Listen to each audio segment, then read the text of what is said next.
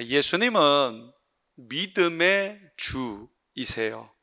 믿음의 하나님, 믿음의 주인, 믿음의 창조자라는 것입니다. 우리가 예수님을 닮는다 할 때는 예수님의 성품, 또 예수님의 그 사역에서 보여주고 있는 삶들을 닮아야겠죠. 그런데 가장 여러분들이 우선순위에 두고 예수님을 닮아야 할 부분은 믿음입니다. 믿음. 왜냐하면 예수님은 철저하게 믿음으로 사셨습니다. 이 땅에 인간의 몸을 입고 오신 예수님, 그는 모든 하나님의 능력과 권능을 다 내려놓으셨습니다. 우리와 같은 연약한 인간이 되셨습니다. 그래서 사탄이 예수님을 3번이나 조롱하며 시험을 했었지요. 사람들도 예수님을 멸시하고 천대하고 십자가에 못 박아 죽였습니다. 예수님은 이토록 우리와 똑같이 되셨습니다. 그런데 예수님은 우리와 똑같이 되셔도 능력을 행하시고 하나님의 뜻을 이루시고 사람들을 구원하셨습니다. 어떻게 그렇게 할 수 있었습니까? 믿음입니다. 믿음. 예수님은 이 땅에 와서 철저하게 믿음의 삶을 사셨습니다. 그래서 히브리서 12장 1절에 보게 되면 믿음의 주여 온전케 하시는 이인 예수를 바라보자, 그렇게 가르치고 있는 것입니다.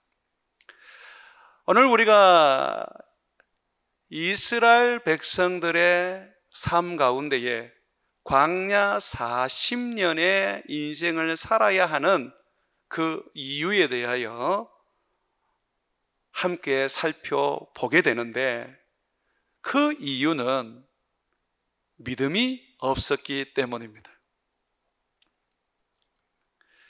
믿음만 있으면 광야 생활은 필요가 없어요. 내 삶에 고난이 있어도 믿음만 있으면 그 고난을 능히 이겨낼 수 있습니다. 하나님이 모세를 통하여 이스라엘 백성들을 이집트에서 구원하셨을 때는 광야라는 40년의 여정은 계획에 없으셨습니다. 그런데 이스라엘 백성들이 가데스 바네아에서 가나안 땅을 40일 동안 정탐한 후에 12명이 정탐을 했지요. 하나님께 돌아와서 12명 중에 10명이 요수아와 갈렙을 뺀 나머지 10명이 불신의 말을 하고 우리는 다 죽었다 라고 하면서 절망의 말을 하고 우리는 결코 저 가나안 땅을 점령하지 못한다 라고 하면서 하나님을 우습게 여긴 그 대가로 40년의 광야 생활을 살게 된 것입니다. 우리도 마찬가지입니다. 믿음으로 살며 광야가 필요 없는 인생들인데 믿음으로 살지 않기 때문에 자꾸 광야가 주어진단 말입니다. 광야에서 만나와 메추라기를 먹어본들, 반석에서 물이 솟아나오는 걸 먹어본들, 가나안 땅에 그 아름다운 과실과 그 땅에서 솟아나오는 샘물과 그 땅의 곡식들에 비교할 수 있겠습니까? 비교할 수 없지요. 만나와 반석에서 물과 메추라기가 좋다면 좋은 믿음을 가지지 않아도 됩니다. 그 정도 기적은 세상 사람들은 맛도 못 봅니다. 내가 예수 믿음으로써 그 정도 기적을 가진다는 것만 해도 대단하겠지요. 그런데 그게 예수를 믿는 사람에게 주시는 축복의 전부가 아니라는 겁니다. 가나안 땅에 들어가서 젖과 꿀이 흐르는 그 땅에서 내가 짓지 않는 집을 얻게 되고 내가 가꾸지 않는 밭을 가지게 되고 내가 세우지 않은 농장을 얻게 되는 겁니다. 하나님이 주시는 그 아름다운 소산과 포도주와 그리고 고기들과 넘쳐나는 주님이 주시는 기쁨 속에 살 수 있는 겁니다.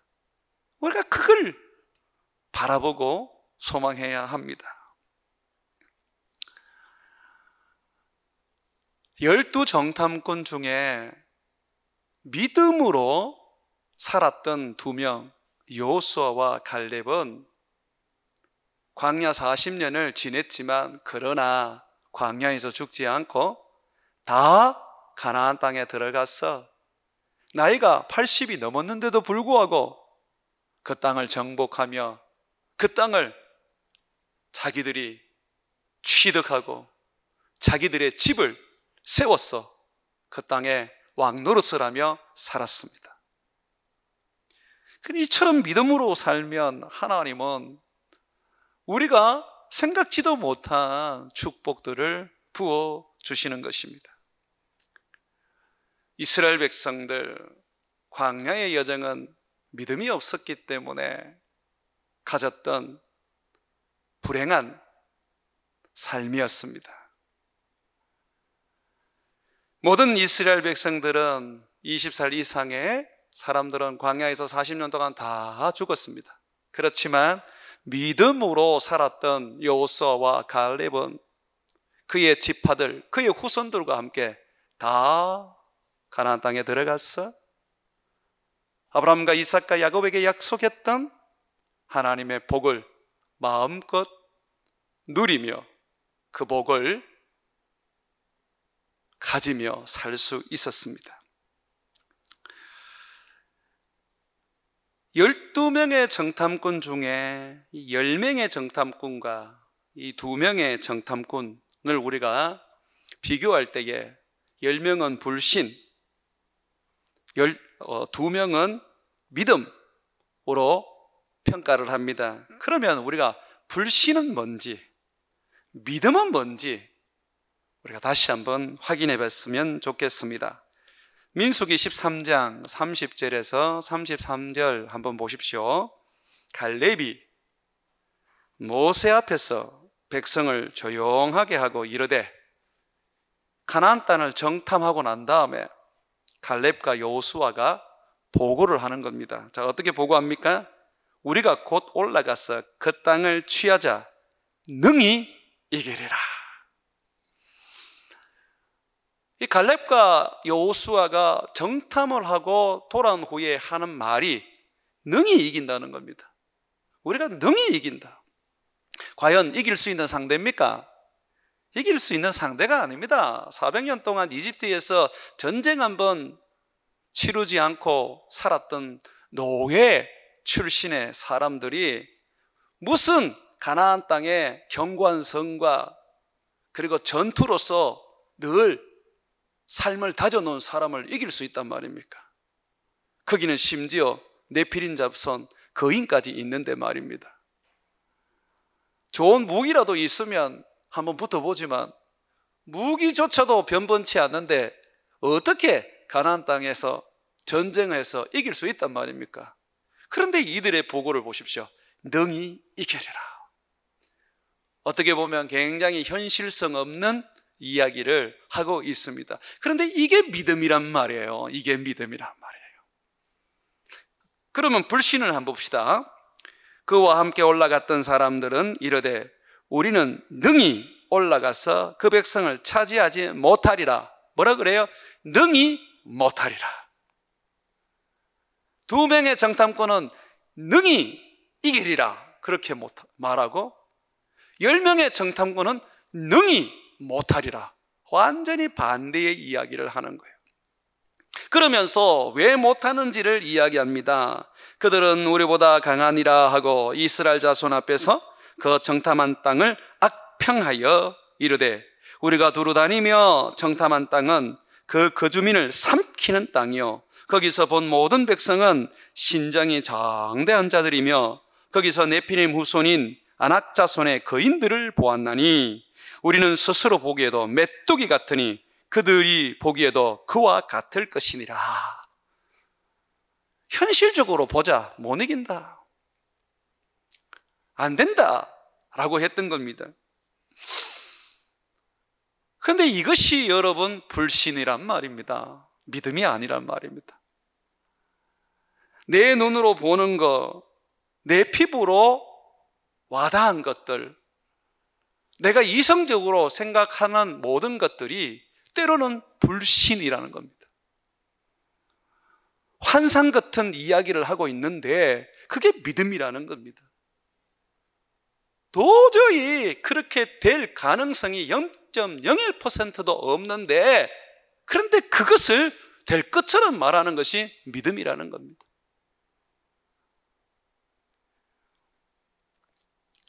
여호수아는 믿음의 사람들이었습니다.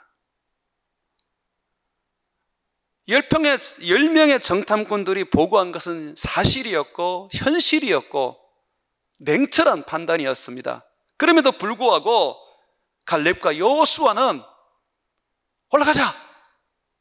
우리가 능히 이길 수 있다! 이길 수 있다라는 어떤 하나의 가정도 아니고 강한 확신을 가지고 능히 이길 수 있다라고 외쳤습니다. 이게 믿음이란 말이죠. 도대체 이 믿음은 어디에서 난 것일까요? 여호수아와 갈렙은 예수 그리스도를 닮은 자들이었습니다. 주님은 여호수아와 갈렙을 통하여서 예수님의 믿음을 보여줄 뿐만 아니라 우리도 이들과 같은 믿음을 가지기를 요구하고 계십니다. 오늘 저는 여러분들과 함께 민수기 14장의 말씀 가운데에 갈렙과 여호수아가 백성들에게 하는 말 속에서 그들이 가지고 있는 믿음을 찾아내어 6가지 정도의 믿음의 요소를 말하려고 합니다. 예수님이 말씀하시기를 어떤 사람은 반석 위에 집을 지었고 어떤 사람은 모래 위에 집을 지었다. 그 모양은 어느 누가 봐도 똑같은 집이었고 누가 더 화려하든 누가 더 못나든 구별되지 않는 그런 좋은 집이었다. 그런데 홍수가 나고 태풍이 불면 좋은 집이 어떤 집인지 표시가 난다. 모래 위에 지은 집은 홍수가 나면 순식간에 무너진다. 하지만 반석 위에 지은 집은 무너지지 않는다. 왜냐하면 그 기초가 튼튼하게 되어 있기 때문이다. 여러분, 우리가 여호수아와 갈렙과 같은 믿음이 되기 위해서는, 좋은 믿음의 집을 짓기 위해서는, 위기 속에서 믿음이 나타나기 위해서는 믿음의 기초를 온전하게 세워야 합니다. 반석과 같은 기초를 가져야 하는 거예요. 여호수아와 갈렙이 이 반석과 같은 기초를 가지고 있는데, 이 반석과 같은 이 믿음의 기초, 이걸 제가 믿음의 6가지 요소라고 말하고 싶습니다. 이걸 여러분들이 가지고 있는지 한번 살펴보십시오. 현실적으로 가나안 땅을 점령할 수도 없는데, 거인을 이길 수도 없는데, 전쟁의 경험이 없기 때문에 높은 성벽을 어떻게 올라가는지 그 방법도 모르는데도 불구하고 능히 이기리라 라고 말했던 여호수아와 갈렙의 그 믿음은 첫 번째로 하나님의 약속의 말씀 위에 그 믿음이 세워져 있었습니다. 이것이 제일 중요한 이유입니다. 믿음이 견고한 이유입니다. 믿음은 반드시 하나님의 약속 위에 세워져 있어야 합니다. 하나님은 약속의 하나님이기 때문에 반드시 그 약속을 이루시는 분이십니다. 우리가 성경을 예수님 오기 전의 말씀을 구약이라 그러고, 예수님 오고 난 다음에 기록된 말씀을 신약이라 부릅니다. 옛날 약속, 그리고 새로운 약속이라는 뜻이지 않습니까? 구약은 이전의 약속, 신약은 새로운 약속. 하나님도 스스로를 말하기를 언약의 하나님, 약속의 하나님이라고 말씀하셨죠. 그러다 보니까 우리가 하나님을 믿는다는 것은 하나님의 약속 위에 살아간다는 것을 말합니다. 아직도 이루어지지 않았고 하나님이 약속하신 것이 내 눈에 보이지도 않았습니다. 그럼에도 불구하고 그것이 된 줄로, 그것이 이루어진 줄로 믿고 살아야 합니다. 이것이 약속을 믿는 삶입니다. 민수기 14장 6절과 7절 말씀 여러분 한번 보십시오. 그 땅에 정탐하던 자 중 눈의 아들 여호수아와 여분네의 아들 갈렙이 자기들의 옷을 찢고 이스라엘 자손의 온 회중에게 말하여 이르되 우리가 두루 다니며 정탐한 땅은 심히 아름다운 땅이라. 지금 뭐라고 말하고 있습니까? 자기들이 정탐한 땅은 심히 아름다운 땅이라고 말하고 있습니다. 그러면서 8절 보십시오.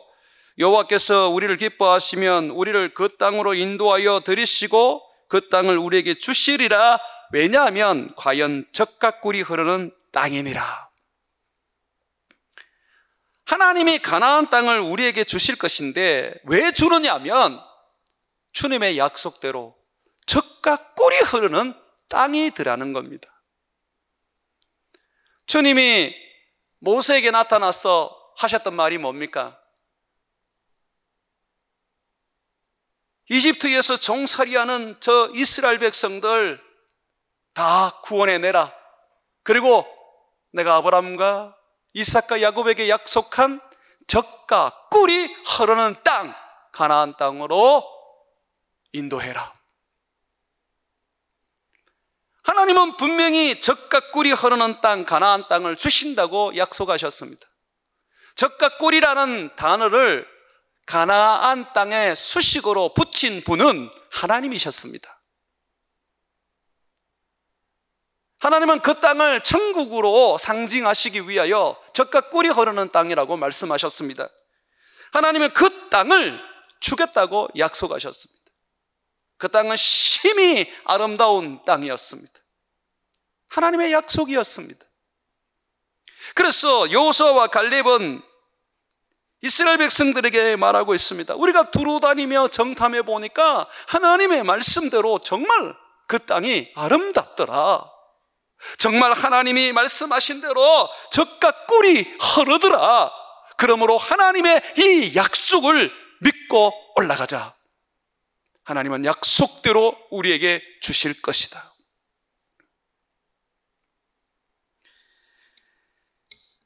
우리는 너무나도 우리의 믿음을 내 눈에 보이는 환경이나 또는 내가 가진 지식과 경험 위에 세우려고 합니다. 그러다 보니 그것이 믿음이 되지를 못해요. 아무런 역사와 이적과 기적이 나타나지 않아요. 기적과 이적이 되려 그러면 우리는 하나님의 약속 위에 우리의 믿음을 세워야 됩니다. 나를 눈동자같이 지켜주신다는 약속을 믿고 사드락과 메삭과 아벳느고처럼 풀무불 속에 들어가 버려야 됩니다. 그래야 하나님께서 그를 구원해 주시죠.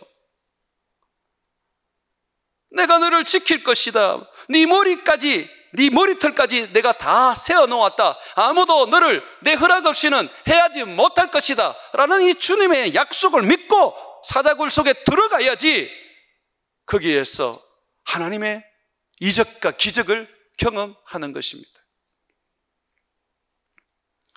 하나님은 수도 없이 성경을 통하여 약속을 하시고 수도 없이 성경을 통하여 말씀을 하셨습니다. 그런데 문제는 뭐냐면 우리가 이 약속을 붙잡고 살지 않는다는 것입니다. 이 약속을 의지하지 않는다는 것입니다. 현실 앞에 낙심하고 내 눈에 보이는 문제 앞에 좌절한다는 것입니다. 믿음이 없이는 안 됩니다. 우리의 믿음은 반드시 약속 위에 세워져야 합니다. 하나님이 약속하신 것은 반드시 이루십니다. 예수님께서 내가 율법을 폐하러 온 걸로 생각하느냐? 나는 폐하러 온 게 아니다. 이루려고 왔다. 이 세상이 없어지기 전까지 율법의 일점 희락도 그냥 없어지지 않을 것이다. 다 이루리라고 하셨습니다. 우리가 주님의 약속을 붙잡고 그 말씀을 꿀꺽하고 삼키고 살아가면 하나님은 우리에게 갈렙과 여호수아와 같이 가나안 땅을 점령하게 해 주십니다. 우리의 구원도 약속 아닙니까? 여러분 구원 얻으셨습니까? 뭐로 여러분들이 증명하시겠습니까? 여러분 천국 사모하시는데 천국 정말 가실 수 있습니까? 천국이 있다고 믿으십니까? 세상 사람들이 천국 보여달라 그러고 하나님 보여달라 그러고 네가 구원받았다는데 그 구원을 보여달라 그러면 우리는 할 말이 없습니다. 그럼에도 불구하고 우리는 천국에 대하여 확신을 가지고 있고 하나님에 대하여 흔들림 없는 믿음을 가지고 있습니다. 왜 그렇습니까?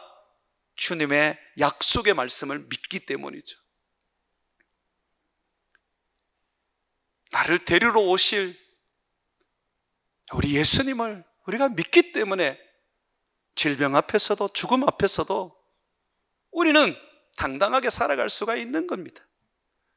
약속 붙잡지 않고 살아가면 도대체 뭘 붙잡고 살아간단 말입니까? 여호수아와 갈렙은 사람입니다. 그들도 거인들을 받고 엄청나게 높은 성벽들도 받습니다. 무서운 무기들도 받습니다. 그들도 왜 안 두렵겠습니까? 그들도 왜 무섭지 않겠습니까? 할 수 있을까? 우리가 저 땅을 차지할 수 있을까? 왜 그런 의심이 없었겠습니까? 그런데도 그 모든 것을 다 그냥 던져버리고 주님의 약속의 말씀 붙잡고 그들은 걸어갔습니다. 정말 아름다운 땅이더라. 정말 젖과 꿀이 흐르는 땅이더라. 주님 약속하신 대로 그대로더라. 우리 이 약속 믿고 가자. 주님의 약속을 의지하고 가자 라고 했던 것이지요. 사랑하는 여러분, 믿음이라는 것은 내 눈에 보이는 환경이나 현실이나 냉철한 판단 속에 내가 결정 내린 그것을 붙잡고 살아가는 게 아닙니다. 정말 이해할 수 없는 그러한 현실과 동떨어진 모습 속에서 우리가 살아가야 할 때가 있는 것입니다. 그것이 우리로 하여금 견고한 믿음의 사람으로 세워줍니다. 두 번째로 갈렙과 여호수아가 가졌던 믿음의 기초, 믿음의 요소는 하나님이 기뻐하시는 일 위에 믿음을 세웠고 하나님이 기뻐하시는 일을 하면 하나님이 복을 주신다는 것을 철저하게 믿고 있었습니다. 민수기 14장 8절 우리 한 목소리로 같이 읽겠습니다. 시작. 여호와께서 우리를 기뻐하시면 우리를 그 땅으로 인도하여 들으시고 그 땅을 우리에게 주시리라. 그죠? 여기 보시면 정말 놀랍지 않습니까? 하나님이 우리를 기뻐하시면 그 땅을 우리에게 주시리라. 우리를 인도해 주시리라. 하나님이 세상의 주인이시고 가나안 땅의 주인이심을 갈렙과 여호수아는 믿고 있습니다. 하나님이 기뻐하는 사람이 이 세상의 이적과 기적을 일으키는 사람이고 하나님의 축복과 하나님의 능력을 가지는 사람입니다. 그러면 누가 하나님을 기쁘게 하는 사람입니까? 스바냐 3장 17절에 보게 되면 너희 하나님 여호와가 너희 가운데 계시니 그는 구원을 베푸실 전능자이시라. 그가 너로 말미암아 기쁨을 이기지 못하시나니 너를 잠잠히 사랑하시며 너로 말미암아 즐거이 부르며 기뻐하시리라 라고 말하고 있습니다. 누굽니까? 자기의 아들을 주셔서 그 아들을 믿음으로 하나님의 자녀가 된 우리들, 그냥 우리에 대하여 주님은 기쁨을 가지고 계십니다. 우리가 주님을 믿기만 하면, 우리가 주님을 의지하기만 하면, 주님을 바라보기만 하면 주님은 기뻐하십니다. 내가 하나님을 기쁘시게 하기 위하여 선교사로도 가고 헌금도 많이 하고 교회 봉사도도 많이 합니다. 참 잘하시는 일입니다. 그러나 그와 함께 여러분은 존재 자체가 하나님을 기쁘게 합니다. 하나님께서 얼마나 여러분을 사랑하셨고 기뻐하셨으면 아들도 아끼지 않고 십자가에 내어주어 여러분들을 그의 피로 값주고 사셨겠습니까? 그래서 항상 우리는 내 존재 자체가 예수를 믿는 내가 하나님을 기쁘시게 하는 자라는 생각을 해야 하는 것입니다.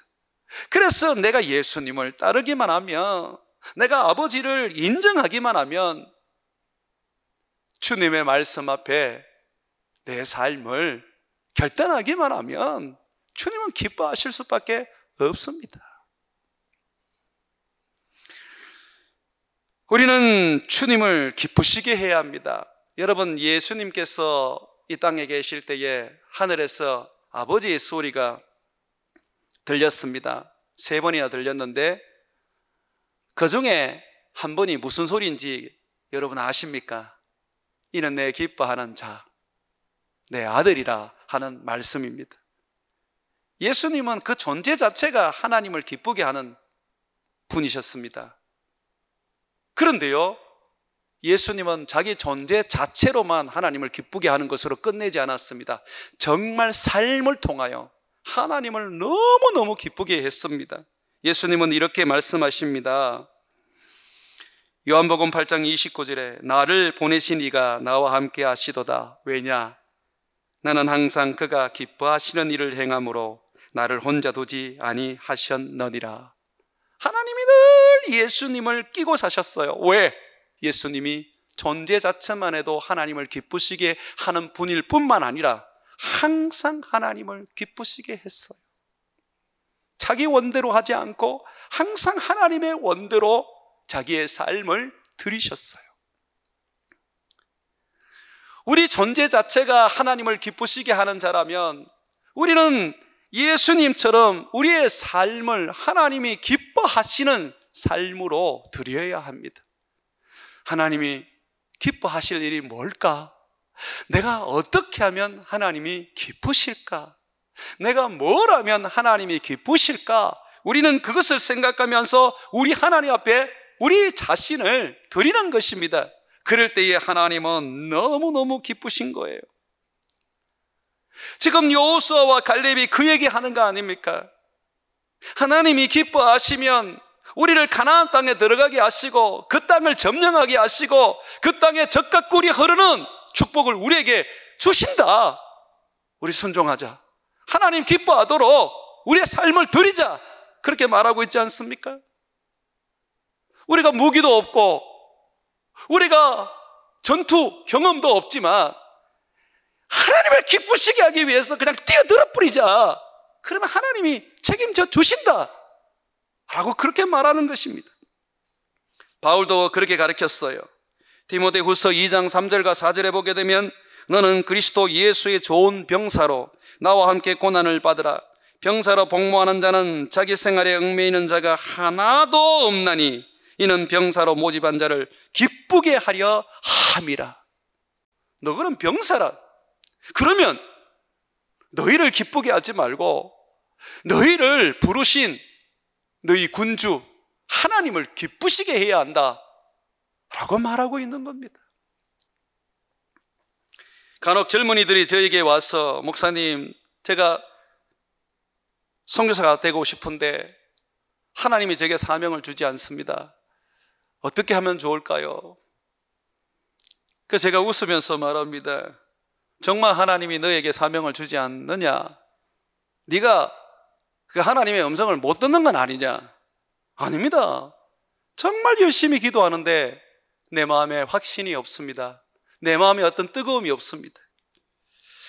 그런 얘기를 해요. 그럼 전 그런 얘기합니다. 나는 하나님이 내 마음에 어떤 확신을 주시고 선교사 가라고 내 귀에 어떤 소리를 들려주는 것보다 내가 정말 주님을 위하여 선교사가 되겠다고 한다면 나는 하나님의 의향을 물어보지 않고 내 자신을 드린다. 하나님이 원하지도 않는데 내 자신을 드린다면 하나님이 얼마나 좋아하시겠냐? 꼭 보면 우리는 하기 싫은데 하나님이 부르셔서 어쩔 수 없이 하는 것처럼 이야기합니다. 내가 그랬어요. 그런데 그게 좋은 게 아니에요. 내가 하나님의 어떤 그런 소명을 느끼지 못해도 괜찮아요. 내가 주님을 위해서 살고 싶다면, 내가 주님을 기쁘시게 해드리고 싶다면, 내 생각에 주님을 기쁘시게 해드리는 것이 내가 선교사가 되는 거라면 나는 뛰어들으라고 말합니다. 내 자신을 하나님께 드리는 그 인생이야말로 하나님이 가장 기뻐하지 않겠습니까? 주님께서 이사야를 부를 때에 네가 나를 위하여 복음을 전해라 라고 하셨습니까? 아니면 누가 나를 위하여 갈꼬 라고 하셨습니까? 그때 이사야가 주여 내가 여기 있습니다. 내가 가겠습니다. 그래서 선지자 중에서 이사야는 굉장한 선지자로 하나님께서 세우신 거 아닙니까?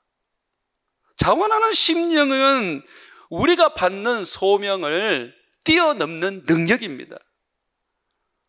허건날 소명만 찾고 앉아 있어서는 안 됩니다. 내 마음이 주님을 기쁘시게 하겠다고 결정이 났고 그 기쁘신 삶이 내가 주님 앞에 내 몸을 드리는 거라면 드리십시오. 주님이 기뻐히 받으실 것입니다. 소명받아서 목사하는 사람들 중에 엉터리 목사들 정말 많습니다. 그런데 소명을 받았는 건 아닌데 내가 하나님 앞에 하고 싶어서 자원하는 마음으로 자기를 들여서 목사를 하고 선교사를 하는 사람들 중에는 정말 헌신된 사람들이 엄청나게 많습니다. 왜 그런지 아십니까? 자기가 한다고 했기 때문에 하나님 앞에 힘들어도 할 말이 없고 괴로워도 하나님 앞에 불평할 수가 없기 때문입니다. 자기가 하나님 앞에 즐거이 드렸기 때문에 끝까지 자기의 삶을 주님 앞에 드릴 수 있는 겁니다. 그래서 내가 하나님의 그 부르심이라고 할 때에 어떤 환상을 보고 어떤 음성을 듣는 거, 누군가 기도하는 사람이 너 목사 되라 라고 하는 것보다 내 마음에 내가 하나님을 정말 기쁘시게 한번 해드리고 싶다. 그것이 내가 목사가 되고 선교사가 되는 거다. 내가 그것이 하나님 앞에서 이런 인생을 사는 거다라고 할 때는 뛰어들면 됩니다. 볼 것도 없습니다. 성경 하나 찾아보겠습니다. 로마서 12장 한번 보시지. 12장 1절과 2절입니다. 제가 하는 말이 아니에요. 성경에서 가르치는 거예요. 너무 우리는 그냥 어떤 목사가 되려고 그러고 선교사가 되려고 그러면 특별한 부르심이 있어야 된다고 생각하는데 그게 있을 수도 있지만 잘못된 거란 말입니다.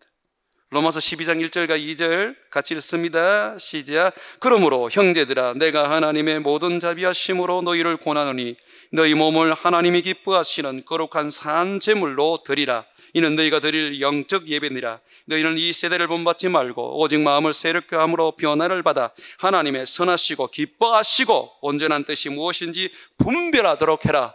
네가 판단해서 네 인생을 드리라고 말하는 겁니다. 질질 끌려갈 필요는 없어요. 끌려가는 사람도 있지만 자원해서 내 인생을 드릴 수 있다면 그것보다 더 좋은 게 어디 있습니까? 저는 우리 교회가 하나님을 기쁘시게 하기 위하여 많은 고민들을 해봅니다. 그래서 이제 동남아 선교를 넘어서 러시아 연방과 또 유럽을 향하여 우리는 선교의 길을 열어야 된다고 생각합니다. 사실 이슬람 국가인 중동보다, 유럽보다 복음을 듣지 못했던 나라들이 러시아 연방 쪽입니다. 지금 우크라이나는 전쟁으로 폐해가 되었습니다. 몇 년이 지나면 전쟁이 끝나겠죠. 그때 그들에게 가장 필요한 것은 세계의 구호가 아니고 복음입니다. 그래서 저는 지금부터 기도하고 있습니다. 하나님, 러시아 연방을 위해서 카자흐스탄에 선교사를 보내게 해주시고, 하나님, 유럽으로 복음이 흘러갈 수 있도록 우크라이나에 선교사를 보내게 해주십시오. 그거는 내가 뭔 기도하다가 우크라이나가 막 환상으로 보이고 카자흐스탄이 환상으로 보여서 하는 게 아닙니다. 때로는 하나님이 끌고 가시기도 하시고 보여주시기도 하지만 이번에는 하나님 앞에 제가 기도하고 있습니다. 자원해서 드리고 있습니다. 하나님, 이 일을 이루게 해 주십시오. 밤마다 몇 시간씩 하나님 앞에 하나님이 이 일을 좀 하게 해달라고. 김천에 살지만 하나님 제발 우리가 좀 이 사역을 좀 하게 해달라고. 우크라이나에 우리가 좀 희망이 되게 해달라고. 러시아 연방에 우리가 좀 교회를 세우게 해달라고. 그게 많은 젊은이들이 수만 명씩 모여서 예배 드릴 수 있는 그런 교회를 좀 세우게 해달라고 저는 하나님 앞에 부르짖고 있습니다. 왜냐하면 그것이 하나님을 기쁘시게 하는 일이라고 믿기 때문입니다. 그리고 그 기쁘신 일 위에 저는 확신합니다. 하나님은 우리의 믿음을 키워 나가실 것입니다. 아브라함 보십시오. 과연 이 일이 이루어질지 안 이루어질지. 하나님은 우리 교회를 통하여서 얼마나 그의 일을 이루어 나가시는 그 일들이 세상에 깜짝 놀라게 하실 거라는 것을 보여주실 겁니다. 우리가 믿음으로 하면 돼요. 세 번째로 갈렙과 여호수아의 믿음은 하나님에 대한 두려움이 있었습니다. 사람에 대한 두려움은 없었어요. 우리는 사람에 대한 두려움 때문에 믿음을 망칠 때가 있습니다. 민수기 14장 9절 상반절에 보면 다만 여호와를 거역하지 말라, 또 그 땅 백성을 두려워하지 말라고 말합니다. 그들은 우리의 먹이라고 말하고 있습니다. 여호와를 거역하지 말라는 것은 무슨 말입니까? 여호와를 두려워하라는 겁니다. 제발 여호와를 우습게 여기지 말라. 그가 가라 그러면 가야 되고, 그가 죽으라 그러면 죽어야 되고, 그가 하라 그러면 해야 된다. 이 핑계 저 핑계 대지 마라. 하나님을 두려워해라 라고 말하는 겁니다. 하나님을 두려워하는 사람은 핑계를 대지 않습니다. 주님이 하라 그러면 예 하고 하는 것입니다. 하나님을 두려워하지 않기 때문에 허건날 핑계를 대는 겁니다. 돈이 있습니까? 내가 그만한 능력이 있습니까? 제가 그걸 할 수 있는 실력이 있습니까? 왜 나한테 그걸 요구하십니까? 하나님이 쉬운 거예요. 하나님이 우스운 거예요. 그러나 하나님을 두려워한다면, 정말 하나님을 경외한다면 어떻게 하죠? 순종합니다. 하나님이 아브라함에게 독자 이삭을 바치라고 했을 때에 독자 이삭을 아브라함은 주저함 없이 모리아산에 끌고 가서 꽁꽁 묶고 하나님께 번제물로 바치려고 했습니다. 칼을 들어 순식간에 이삭을 죽이려고 했습니다. 하나님은 깜짝 놀라셔서 아브라함아 아브라함아 그만해라. 됐다. 내가 이제야 네가 나를 경외하는 줄 알겠다 그랬어요. 그게 무슨 말입니까? 경외한다는 것은 네가 이제야 나를 두려워하는지 알겠다 그랬습니다. 하나님의 말씀 앞에 무슨 환경을 따지고 내 실력을 따지고 내 능력을 따져요. 하라 그러면 하면 되는 거예요. 하다가 망하면 우리는 할 말이 있는 거예요. 주님, 할 수 있는 만큼 최선을 다했습니다. 이것이 우리의 신앙이 되어야 하는 것입니다.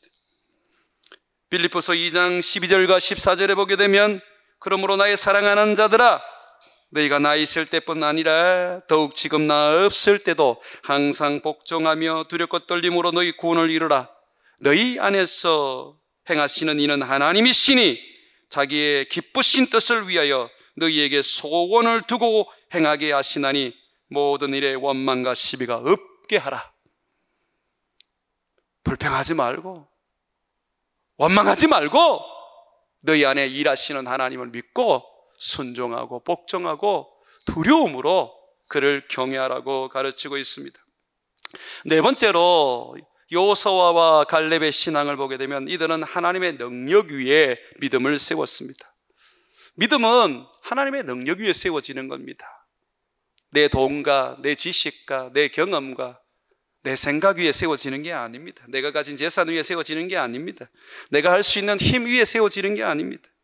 민수기 14장 9절 하반절에 보게 되면 이렇게 말하지요.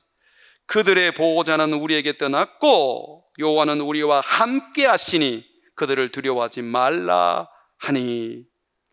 그들의 보호자는 떠났어요. 그러나 여호와 능력의 하나님은 우리와 함께 하신다.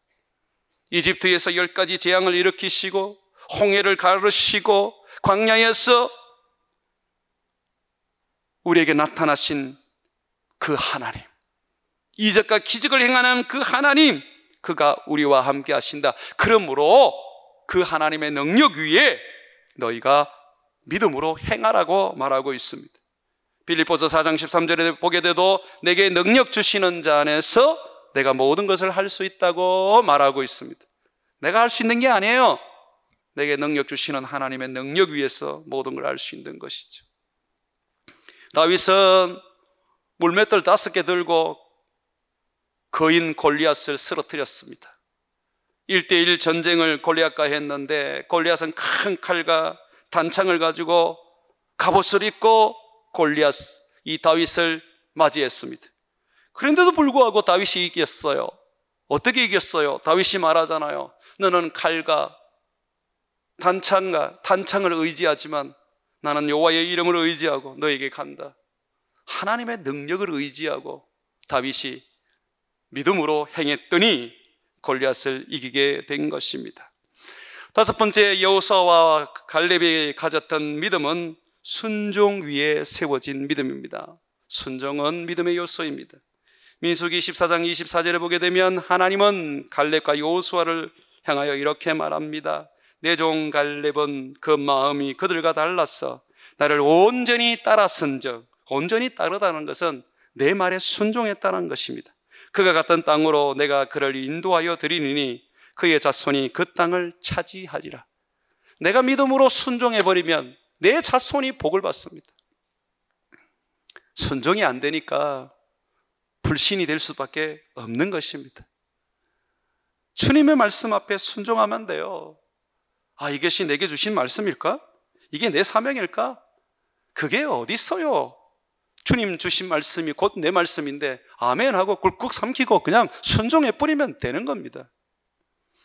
마지막으로 6번째, 할 수 있다는 생각, 창조와 도전의 마음, 긍정적인 눈, 감사의 말, 격려의 소리 위에 믿음이 세워져야 됩니다. 다시 말해서 말이 긍정적이어야 해요.